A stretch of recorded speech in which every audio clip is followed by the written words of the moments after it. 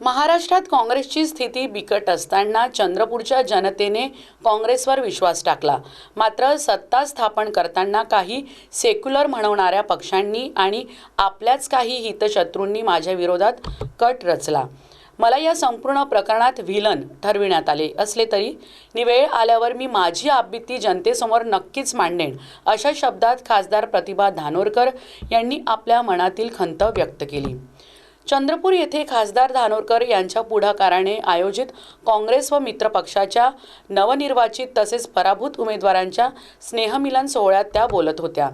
खासदार प्रतिभा धानोरकर पुढे म्हणाल्या, दिल्लीत काँग्रेस नेत्या खासदार प्रियंका गांधी आणि काँग्रेस महासचिव के.सी. वेणुगोपाल यांच्या स्पष्ट सूचना होत्या, महापौर आपलाच असावा किंवा आपण प्रबळ विरोधी पक्षात बसावे।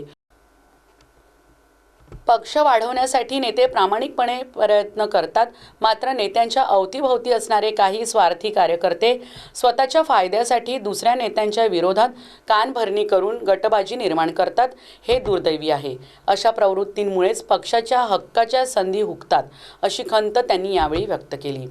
यावेळी व्यासपीठावर काँग्रेसचे ज्येष्ठ नेते विनोद दत्तात्रय, ज्येष्ठ नेते सुभाष गौर, काँग्रेस महिला जिल्हाध्यक्ष ॲडव्होकेट कुंदा जेणेकर, काँग्रेस शहर अध्यक्ष संतोष लाहमगे, जनविकास सेनेचे संस्थापक अध्यक्ष नगरसेवक पप्पू देशमुख, नगरसेवक वसंता देशमुख यांच्यासह नगरसेवक, पदाधिकारी व कार्यकर्ते उपस्थित होते।